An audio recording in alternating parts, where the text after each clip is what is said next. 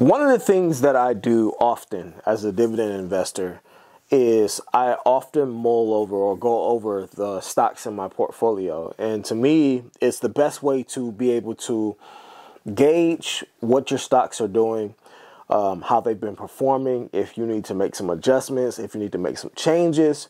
And I understand everyone has a different style in investing style, and I understand that everyone has different goals for their investing portfolio. So by no means is this meant to be for everyone, but I do think it's important to go over and discuss a little bit further and more in detail about how certain stocks are dividend traps and how you can actually cost yourself hundreds to thousands of dollars in the long term by just focusing on dividend stocks only that pay out high percentage dividend yields. So I made a dividend video about AGNC. If you all don't know, AGNC is a REIT asset, which stands for Real Estate Trust, Real Estate Investing Trust. And AGNC is one of those stocks that pays monthly. So off the top, it pulls investors in because you're getting that consistent monthly income. You're getting that consistent monthly dividend, which means that your compounding is a little bit faster, right? In the long term, does that really change things in a huge way? Not really. I'm talking about the monthly versus quarterly versus annually. However, people do like that consistent monthly income. If you're trying to build up something that you can be able to depend on later on in your retirement, then it would be more beneficial to you, I would think, to have that consistent every month payout, which is why AGNC is one of those stocks that people love to invest in. But here's the thing. I said it before in the video and I said again, AGNC is a dividend yield trap, and I have to let you all know that. Now, I have shares of AGNC right now in one of my portfolios, and I have not sold those shares. I do plan on keeping those shares, and I'm just going to allow the dividends to continue to buy more shares for me. Am I adding more personally? Probably not.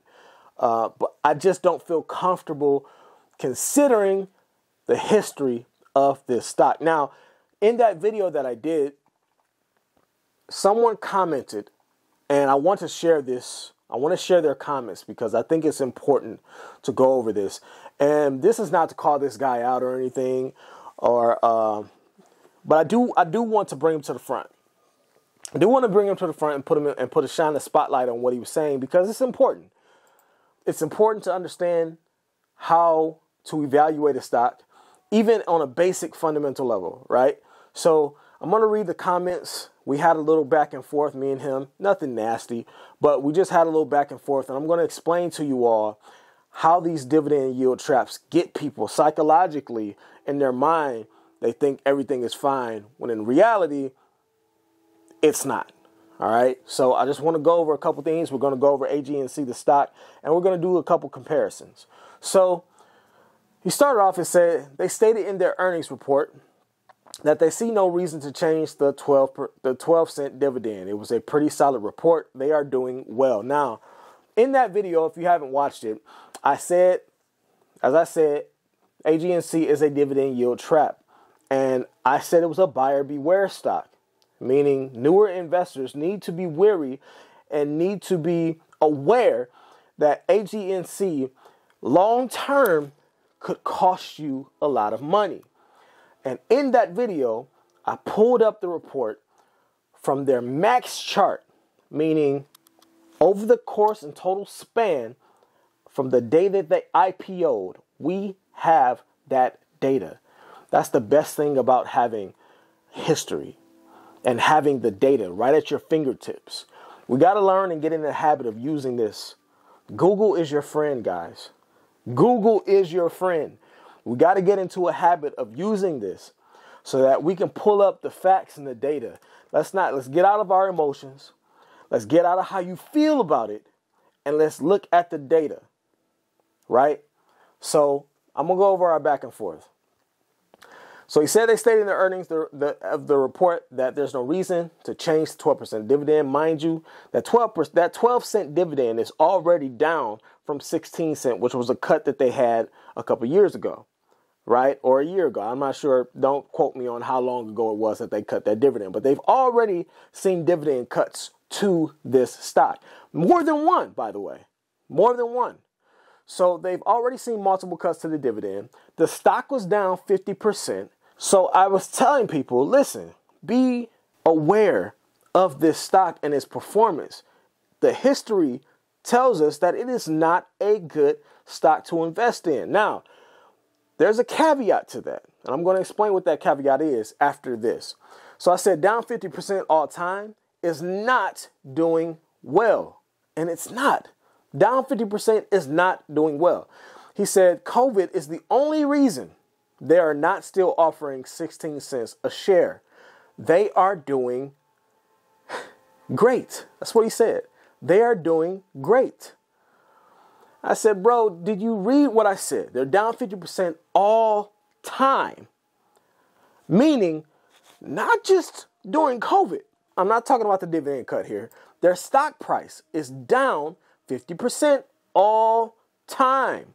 That means since before COVID, they've been struggling. That's not doing great. And he responded. He says, damn near every stock is down 50% all time. Now, I want to stop here and focus on this part because I don't know why he would say this. When again, we have the factual data to research, guys, ladies and gentlemen. We have the factual data to research. I don't know why he would say that. That's a crazy statement to say, that every stock is down 50% all time.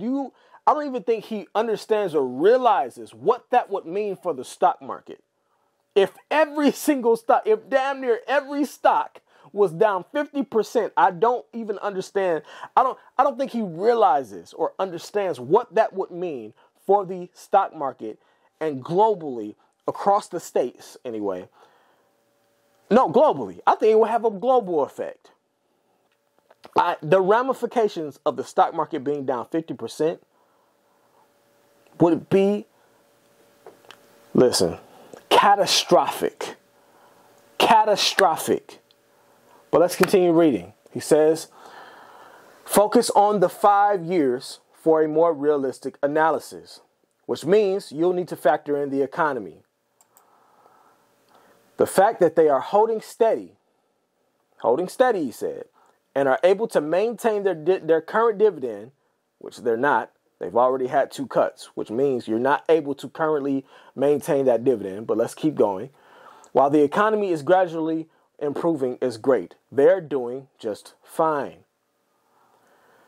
So I responded again. I said, what are you talking about? Damn near every stock is not down 50% all time. That would be a catastrophic event in the stock market. Prime examples are Realty Income and Main Street Capital. And even if we decided to focus on your 5-year performance and not the sum total of their time in the market, the last 5 years, they're down 47%. That's not just fine. It's concerning. Down 47% in the last 5 years is not holding steady. You don't have to justify your stock purchase to me, and you don't. If you love it, great, but I can't allow you to tell people that a stock that has lost half of its value is just fine without offering any pushback. He responded again. He said, COVID played a major part in that 47%. I told you you would have to factor in the economy, as if I didn't do that already. It would likely still be a 16-cent dividend payment trading at $15 to $18, which means this is a buy zone. The fact that their last earnings were great with all things considered is a major plus, which shows the start of recovery. If you want to short it, be my guest. Nobody is buying the Good Samaritan ploy, but I'd wait until the sell signal again. So I don't have a problem with I have a couple problems with what he said, but I appreciate this back and forth, right? That's what I'm getting at. I like this type of dialogue, right? Because the best thing about having a social media platform like this is that you get to have the dialogue with people. And I think the dialogue is very important. And not just in investing and not just when you're talking money. I think the dialogue about everything that encompasses our lives, having that dialogue is important because you don't get anywhere, you don't push forward, you don't accomplish anything without having that dialogue. So I'm glad that he commented, and I'm glad that he sees things a little bit differently as an investor, because that's fine. And, in some sense, he does. Now, I do want to say that he has a point. He has a couple points here that I will say I agree with. I would say that let's pull it up first before we continue. Let's pull up AGNC. I got to pull it up on the stock analysis website. Now, I would say at a price of $9.91, this is a buy zone. I do agree with him that if you were looking to get into AGNC, at a price of $9.91, that would be a great buy zone, in my opinion. That would be a great opportunity to buy down or dollar cost average and bring your stock price, your overall price down, right? Your average. Now, but here's the thing. If you're not a newer investor and you've been invested in AGNC since its conception, let's go to the max chart for this. You are hurting right now. You are in pain. If you bought in when it first IPO'd in May of 2008, I don't think that May 19th is accurate. I believe it IPO'd at May 8th or something like that. Don't quote me. Again, Google is your friend. But I believe it doesn't matter. Even here at May 19th, 2008, this is how far back the chart goes. The price was $19.05, people. $19.05. So if you bought in, let's just say that back then you purchased $20,000 worth of AGNC because you believed in their business. Okay? $20,000. You're down 49%. Over 49%. Almost 50%. Let's just say 50. You're down 50% today if you purchased in 2008. Let's go further, because the stock did appreciate, and you saw that it had some incredible highs, honestly. But then, even if you purchased here in 2013, and you said $23, all right, that's not a bad price. I'll buy it at $23. You're still down. Listen, the graph don't. Numbers lie. Women lie. Numbers don't. You can look at the graph all day long. That's not a trending line that you want to see. That is not a trending line if you want to see. Any person that has any experience in investing, this is why it's important to be able to fundamentally look at things even on a basic level and say, hey, this investment might not be the one for me. Because granted, maybe you had accumulated all those dividends for all those years. Cool. But if you had invested $20,000 today, you would be down. Your investment would have been cut down to just $10,000. Just $10,000 worth of your investment. You would have lost half of that value. Now, do you feel good about $10,000 worth? Let's look up and see. Here. Let's do this. IPO'd at 1905. I just want to see what $20,000 worth at $19 a share, $19.05 a share would have gotten you. So you would have had about, let's do that again so I can bring it up. I just want to show you all. So $20,000 worth, right? Divided by $19.05. It equals I don't know, I hope you can see that. It equals about 1,050 shares. We're just going to round up and say 1,050 shares. Okay, so you got 1,050 shares. Let's even, I'm not even going to use the 12 cents. Let's use the 16. Okay, times 16 cents per share. That's how much the dividend is every month. You would have gotten paid $168. $168 a month. Okay. Now, is that $168? And that's without, let's just say that you didn't dividend reinvest, because we just want to use base numbers here. Let's say you didn't reinvest, you didn't auto reinvest. Is $168 worth you losing $10,000 of your investment? You might say yes. If we added up those numbers, here, let's do how many months in a year we got? This is without reinvesting. Let's just say, what did I say? 168.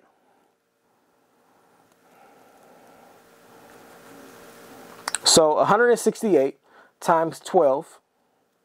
So that's $2,000 a year, right? Times, what has it been? 15 years. $30,000. $30,240, right? You see that? You all can see that.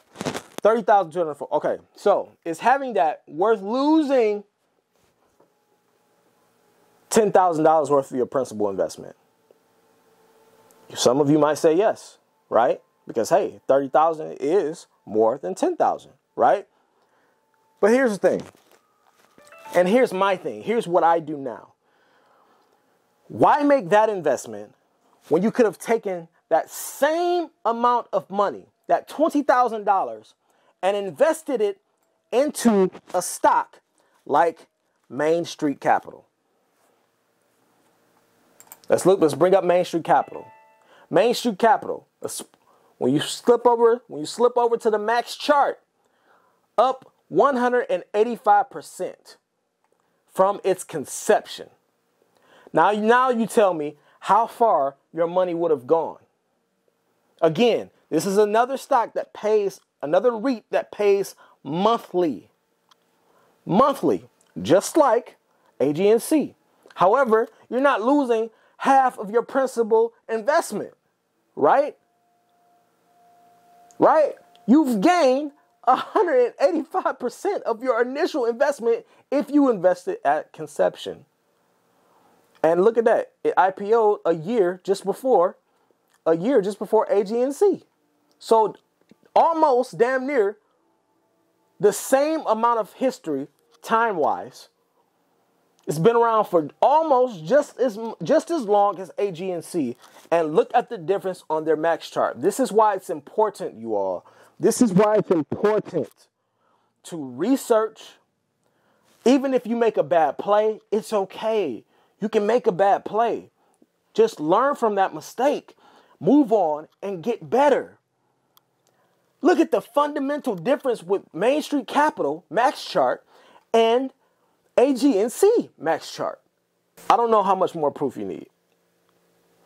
All I'm saying is that why buy into a risky asset like AGNC when you have data, factual data, with other assets in the market that you can invest into and be significantly better off performance-wise over the long term? Right? Why? Why do that? Now, I will agree, like I said before, if you were a beginner investor and you were looking to get into AGNC simply for the dividends and you had time on your side, I'm talking for people that are maybe 20 to 30 years of age, maybe even 20 to 35 years of age, and you wanted to just build up something that would give you consistent dividend income with a high dividend yield payout, I understand why you might want to invest in AGNC. Again, it's seen its all-time lows, right? It's near the all-time lows. So you're thinking in your mind, the upside here is potentially major. The upside is potentially massive, especially if AGNC could return to its former glory at the stock price where it was once trading at $35, $33 a share, right? The upside looks amazing. However, do you have enough faith that that stock can rebound to those heights?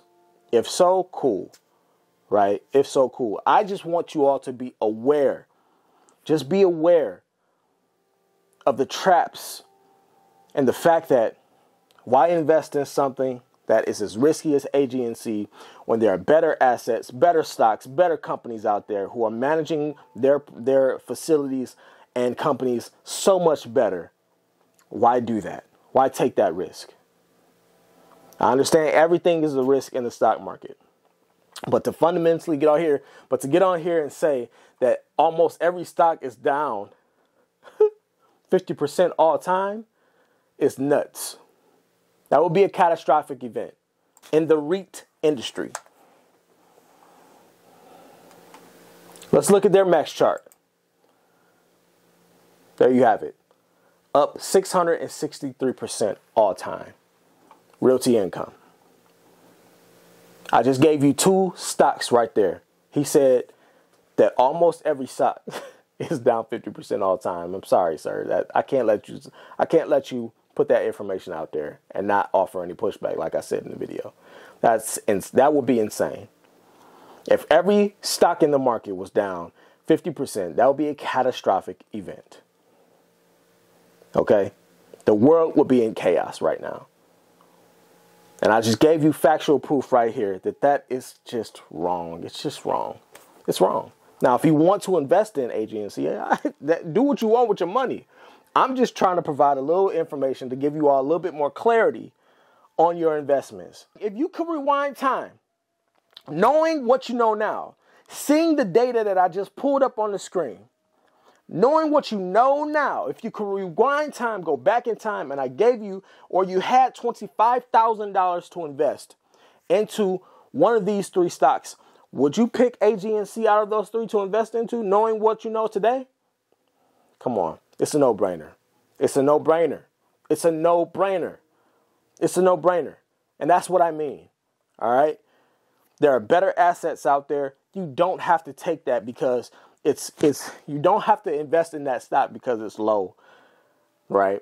It has an attractive dividend yield and the price seems low. It's under $10 a share. I understand it's attractive, right? I understand that Realty Income is $50, almost $60 a share. I get it, right? But even if we look at the 5-year history, 5 years is still up 11%. That's what he said. He said, look at the 5, you got to look at the 5 year. Okay, well, let's take the 5 years. 5 years of data, Realty Income is over 11% still up. Now let's look at the 5-year history of AGNC.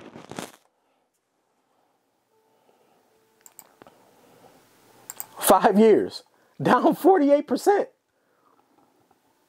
What are we talking about? What are we talking about? The pandemic and COVID happened in 2020, 2021. This is 2023. That's well over 5 years is before the pandemic even happened. This stock was starting to fall.